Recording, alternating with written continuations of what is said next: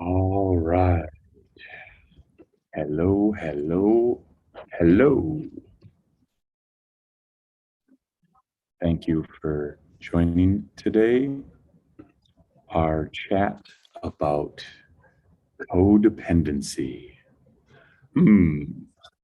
Uh, Before we dive in, let's take a few moments and drop in, arrive, get with ourselves, maybe breathe deeply, maybe let the eyes be closed for a moment. This again is a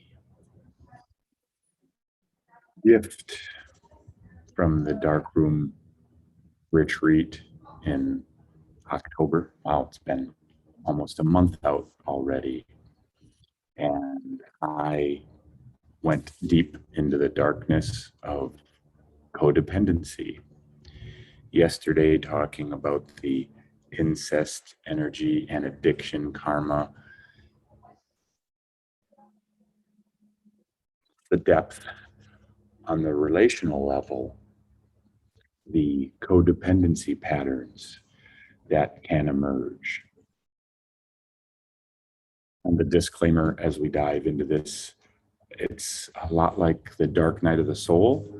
I am not an expert yet, and I don't know if I'll be an expert informationally, but personally,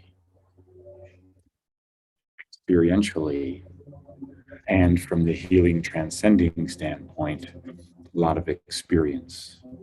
So delighted to share with you what I've lived and what I do understand, and hope that's resonating for you and useful. So, codependency. After a long dive into this spiritual life, come across many spiritual people that identify as empathetic and compassionate and generous and embracing abundance, especially relationally, and not always met with compassion and empathy and abundance in their relations. Sometimes things are off balance. So, one trajectory that I've come across and like is independent. And there's nothing wrong with independence. It's beautiful to be able to be self sufficient, so long as we're not too far off in what our friend Stan Tatkin calls an island. So, again, none of these are like bad, but just good to bring awareness to.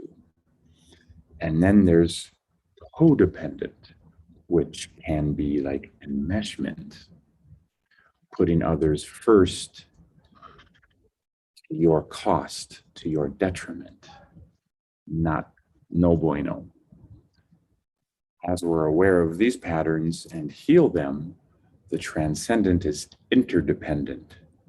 When two or more complete beings get together and relate in healthy, mature, up-leveling, supportive, interdependent ways. So that's one map we're looking at and what we're shooting for, ideally or recommended interdependence beyond isolated independence and beyond codependence. To be clear, there is no problem, and I love service and I support everyone in service. So if your life is about service and you're into bodhisattva vows, great. That isn't codependent if your well is full and your energy is full and you're giving from that place of abundance. The sometimes fine line for some of us that gets into codependency is when you're giving your power away. Okay, is when the needs of others are ahead of you and it's costing you. Okay, so again, great and beautiful to put others' needs ahead of you, so long as you are taken care of, right? The one big indicator of codependency is that it feels depleting after an interaction or after a project or whatever it is, or a relationship in general. You can look at it many angles. If there's a depletion, that's a big sign you might be on the codependency realm.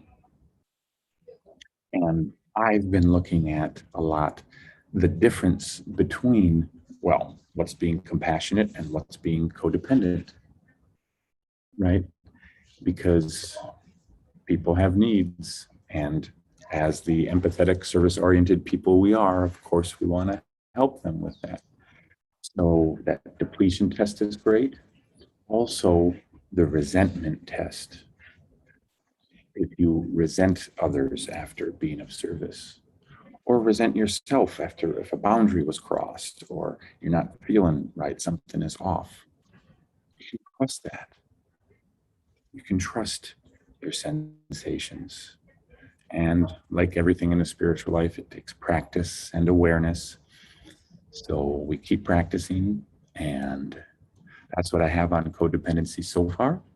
I would love to hear your thoughts, so please do share them.